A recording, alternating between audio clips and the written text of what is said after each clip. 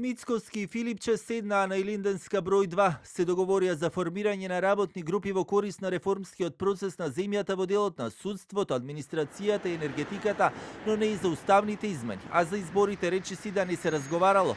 Станало збори за истрагата која се води за дискотеката Пулса, како што рече Филипче, ќе и дале шанса на истрагата, но доколку не даде резултати, не ја исклучуваат можноста за работно тело со проширен опсег во кој би влегле истрагите за модуларната болница и Бесатранс.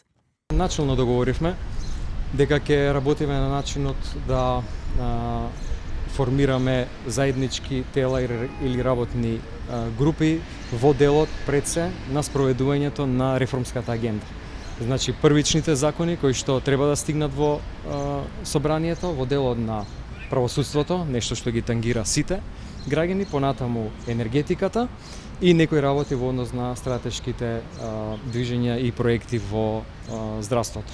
Ова е еден состанок првичен, ние се уште треба да видиме каква ќе биде таа методологија, да ја разработиме, меѓутоа мора да кажам дека има волја од двете страни. Сега ќе номинирам неколку експерти од областа на правосудството и енергетиката за да се вклучат во изработката на законите кои што се дел од реформската агенда, треба да стигнат до собрание. Од Илинденска пак преку соопштение информираа за средбата која оценија како конструктивна, но остануваат разликите околу уставните измени.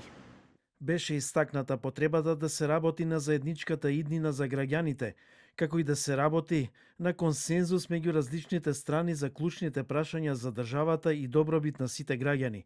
Во тој контекст, неопходно е да се мобилизираат сите напредни поединци и структури кои можат да дадат придонес на патот за развој на земјата. Македонските државни интереси треба да бидат поедовната точка во разговорите за секое прашање.